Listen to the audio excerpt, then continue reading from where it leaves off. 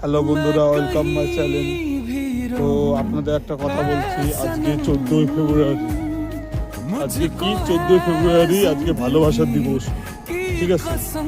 আপনারা সবাই তো এটাই মনে করছেন, কিন্তু আপনাদের জানিয়ে দিই আমি একটা কথা। হতে পারে আজকে 14ই ফেব্রুয়ারি ভালোবাসার দিবস, কিন্তু আজকেই এই দিনেই 2019 সালে আমাদের 42 জন সৈনিক বোমা অ্যাটাকে মারা গেছিল। সেটা কিন্তু আপনারা কোনোদিন ভুলবেন না। তারা আমাদের জন্য দেশ রক্ষা করতে গিয়ে 42 জন সৈন্য বোমা অ্যাটাকে মারা গেছিল। তার জন্য বলছি, সেটা ভালোবাসা দিবস নয়, সেটা আমাদের জন্য বিলাক ডে। তো অনুরোধ রইল, সবাই বিলাক ডে একটু মানবেন। তো ভিডিওটা ভালো লাগলে লাইক করে, শেয়ার করে, সাবস্ক্রাইব করে দেবেন। তো টাটা, বাই বাই। হ্যালো বন্ধুরা, ওয়েলকাম মাই চ্যানেল। তো আপনাদের একটা কথা বলছি, আজকে 14ই ফেব্রুয়ারি।